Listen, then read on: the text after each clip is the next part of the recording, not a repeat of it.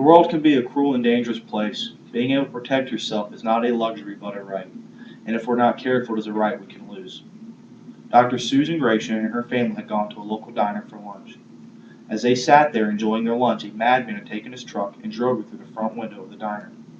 At the time, Dr. Gratian and her family had no idea what was about to take place. At the age of 21, Dr. Susan Gratian was given a handgun by a friend. The same friend had showed her how to use it. Usually, the firearm would be kept in her purse, but due to recently passed laws by her legislator, she was no longer allowed to do so legally. So she left it 100 feet away in her parked car. The door on the truck that just crashed into the diner opened, and the driver stepped out and started methodically shooting people. Dr. Susan Gratian and her family hit the floor, turning the table on its side and trying to take cover. As the shooter turned his back to them, her father felt he had a chance to do something and lunged at the attacker. But the attacker seen him coming and shot him in the chest, killing him. Dr. Susan Gratian sat there helplessly, wishing she had her gun. A lot of people may think that she would have made the situation worse, but at least she would have had a chance. She estimated that she was 15 yards away from the attacker, and he was paying no mind to her. The rest of the patrons at the diner were already on the floor, so the risk of her accidentally shooting one of them would have been minimal. But there was nothing she could do. Her gun was locked in her car. Shortly after her father was shot, a man busted out a window in the back of the diner, and Dr. Gratian seen a way to escape. She grabbed her mother's hand and went for the exit, but her mother would not go. She would not leave her husband. As the mother got to her father's side, the attacker turned and shot and killed her. A day that was supposed to be a simple lunch turned into a tragedy. Dr. Susan Gratian's state has gun control laws. Those laws did not stop that man from getting a firearm and killing her family.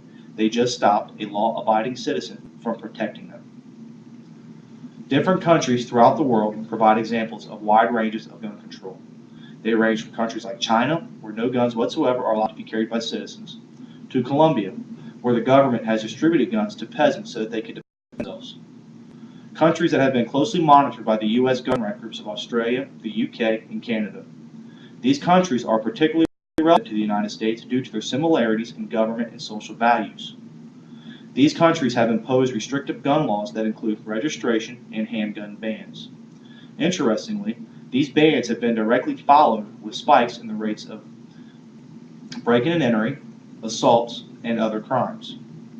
A 1998 study by the U.S. Department of Justice found that there were 40% more muggings in England, and burglary rates were almost 100% higher than in the United States.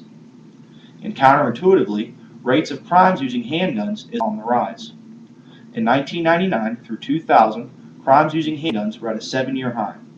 Apparently, criminals were easily able to access guns, but law enforcement officers and law-abiding citizens were not allowed. In Australia, the government banned weapons in 1996 after a publicized shooting. Immediately after the ban, armed robberies rose by 73%, unarmed robberies by 28%, kidnappings by 38%, assaults by 17%, and manslaughter by 29%. This was reported on the website of the Australian Bureau of Statistics in January of 2000. So as you can see from the numbers, that restricting guns is not the answer. So I've told you a horrific story on the negative effects gun control laws can cause and how in other countries it has not helped them but only made their crime situations worse.